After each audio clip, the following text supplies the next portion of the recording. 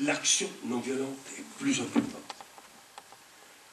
Ce n'est pas seulement parce que je l'ai écrit à l'ONU que je le déclare encore avec vous, parce que je suis engagé là-dedans.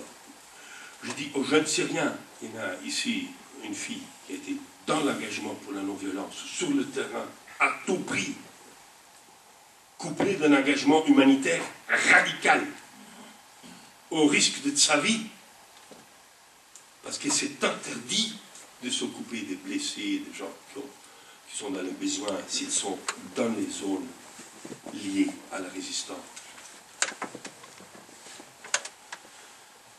Nous sommes encore aujourd'hui pour l'action non violente. Et nous voudrions avoir une alliance de personnes courageuses et non violentes de partout dans le monde. Mais cela ne peut pas aller, à mon sens, dans une condamnation du devoir, du droit à se défendre du peuple syrien, car cela signifierait simplement justifier les massacres et s'y rendre. Le régime syrien a beaucoup plus peur de non-violents que de violents. Mais les non-violents ont été mis en morceaux avant. Il n'y a plus d'action non-violente possible. Nous avons été mis en morceaux, dispersés, matraqués, exilés, expulsés, éliminés. Parce que c'est évident que nous sommes la vraie solution.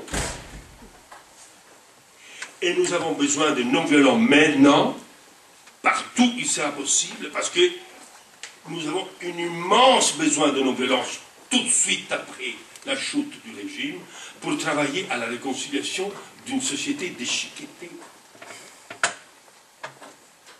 pour reprendre le chemin de la réconciliation, pour récupérer nos jeunes tombés dans la violence à une vie civile, pour sauver nos enfants qui ont été victimes de la violence, pour soigner nos femmes qui ont été violées, pour s'occuper de la masse incroyable de personnes qui ont été torturées, et je dirais encore plus de torturateurs qui ont détruit leurs âmes.